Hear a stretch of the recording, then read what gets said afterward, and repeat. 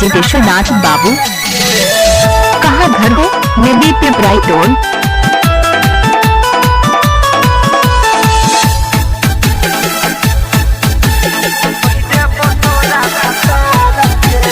दोसर से शादी करबे जे छौरी भूल के नैहर के यार के। दोसर से शादी करबे जे छौरी भूल के नैहर के यार के। लेने छोजी पक्का 3 बजे भोर में कह देबो तोरा भतार के। इलाका किसी का हो धमाका विश्वनाथ बाबू का होगा। कह देबो तोरा भतार के। दोसर से शादी करबे जे छौरी भूल के नैहर के यार के।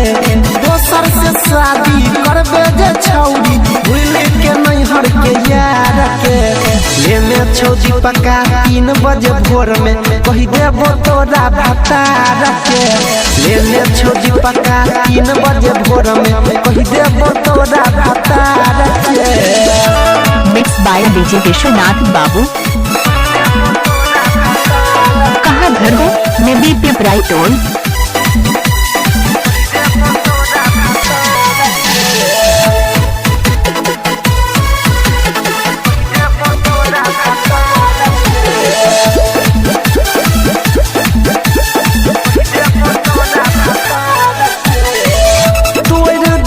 छौरी आगे तोहर घमंड गे।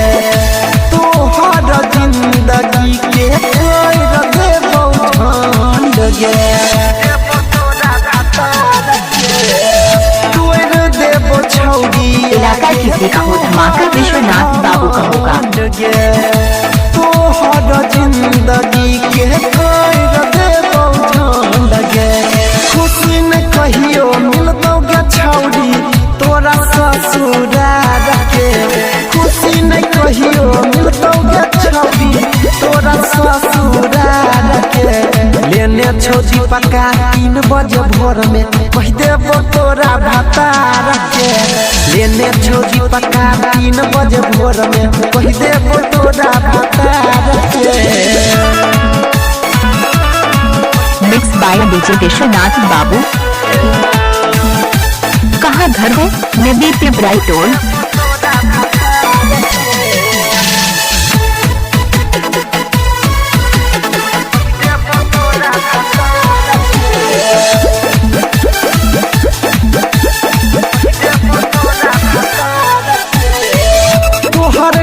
इलाका किसी का हो धमाका विश्वनाथ बाबू का होगा। दुआरा पयाइल बहराती के घुमाइबो। तोहर कइल खेला हमें सब के बताइबो। दुआरा पयाइल बहराती के घुमाइबो।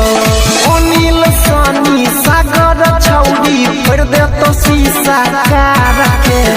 अनिल सनी सागर छौरी फोड़ दे तो शीशा कार के। लेने छौजी पक्का मिक्स बाय डीजे विश्वनाथ बाबू। कह देबो तोरा कहाँ घर हो?